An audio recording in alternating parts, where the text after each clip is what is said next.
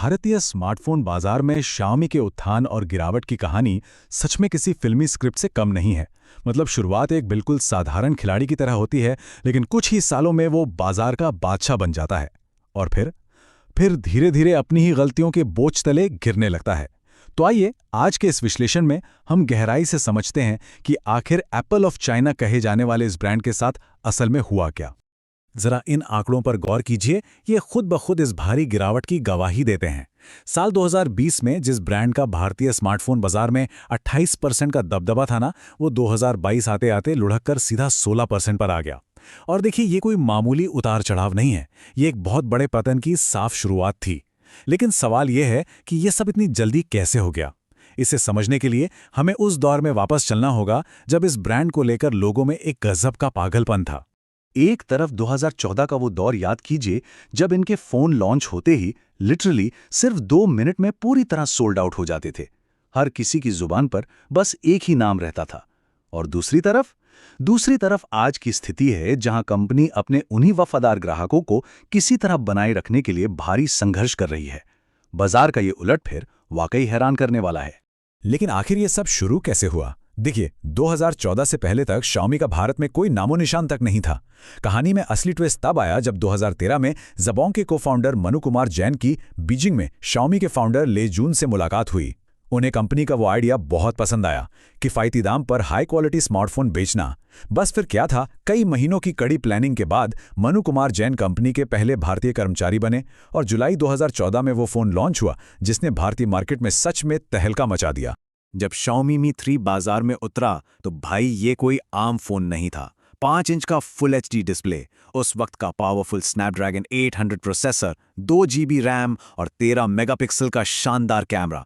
2014 के हिसाब से सोचें तो ये features top of the line माने जाते थे। और इसके साथ मौजूद था बेहद स्मूथ और कस्टमाइजेबल MUI ऑपरेटिंग सिस्टम। यही वो जादुई कॉम्बिनेशन था जिसकी वजह से ये फोन सिर्फ 2 मिनट के अंदर पूरी तरह से आउट ऑफ स्टॉक हो गया। अब दिलचस्प बात यह है कि जब Xiaomi ने भारत में कदम रखा तब बाजार पर सैमसंग जैसे दिग्गजों का दबदबा था। लेकिन सफलता सिर्फ अच्छे फीचर से नहीं मिलती है ना। Xiaomi ने पूरा खेल ही बदल दिया। उसने महंगे विज्ञापनों की जगह फ्लैश सेल्स और पूरी तरह से ऑनलाइन ओनली मॉडल अपनाया। उन्होंने फ्लिपकार्ट के साथ पार्टनरशिप की जिससे उनका भारी मार्केटिंग खर्च बच गया और वही पैसा उन्होंने ग्राहकों को बेहद आक्रामक और कम कीमत पर फोन देने में लगाया। आइए इसे थोड़ा और आसान भाषा में समझते हैं कि कैसे इनके 3 मास्टर स्ट्रोक ने पूरी गेम पलट दी।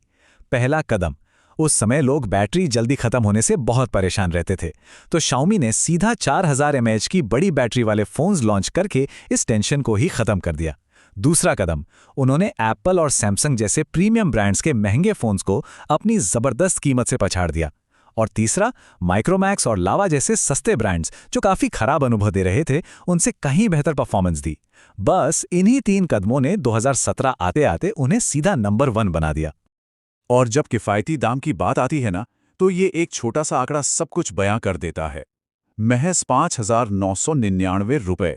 जी हाँ, 2014 में Redmi 1S इसी कीमत पर लॉन्च किया गया था और इसके तुरंत बाद 8,999 रुपए में Redmi Note आया।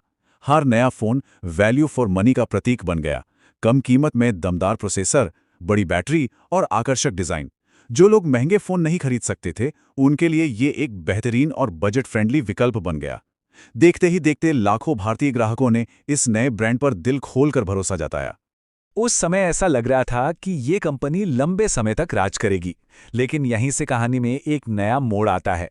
2020 में 28% मार्केट शेयर के साथ टॉप पर रहने वाली ये कंपनी सिर्फ 2 सालों में धड़ाम से 16% पर आ गिरी।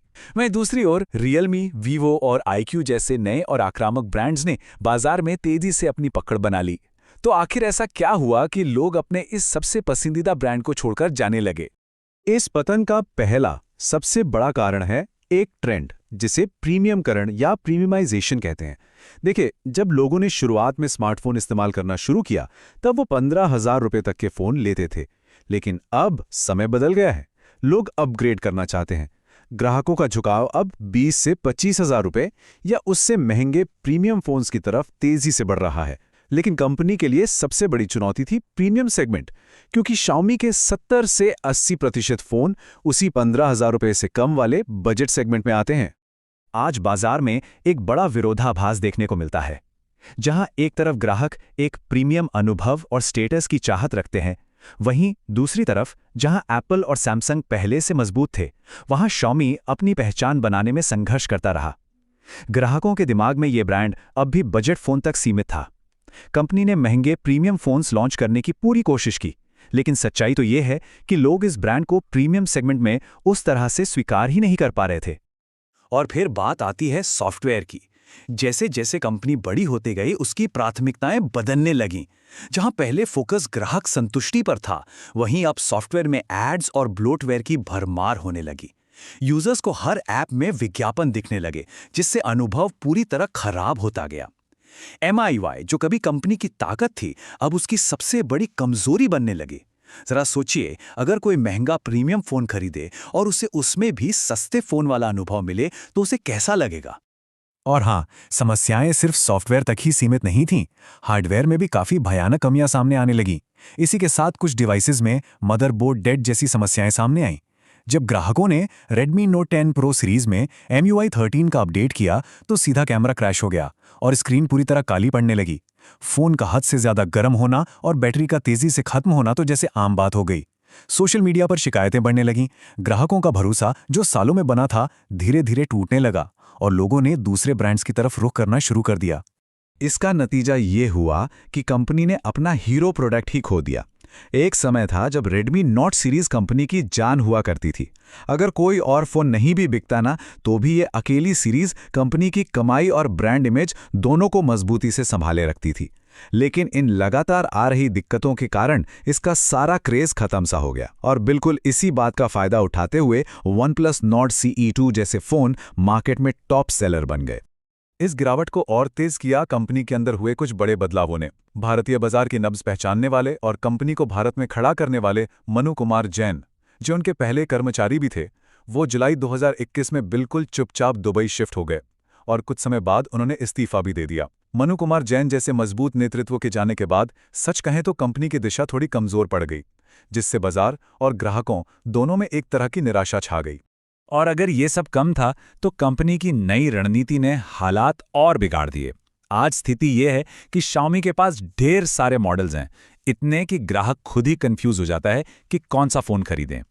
एक ही प्राइस रेंज के अंदर बिना किसी अलग पहचान के इतने सारे फोन लॉन्च कर दिए गए हैं कि किसी भी डिवाइस की अपनी कोई खास अहमियत नहीं बची। ये जटिल प्रोडक्ट स्ट्रैटेजी भी कंपनी के लिए नुकसानदायक साबित हो रही है। सच कहूं तो ये कहानी सिर्फ एक कंपनी की नहीं है, बल्कि एक सबक है कि बाजार में नंबर 1 बनना जितना मुश्किल है, उससे कहीं ज्यादा मुश्किल है उस जगह को बनाए रखना। छोटी छोटी गलतियां, बदलती प्राथमिकताएं और ग्राहकों की अनदेखी, ये सब मिलकर किसी भी बड़े ब्रांड को नीचे ला सकते हैं।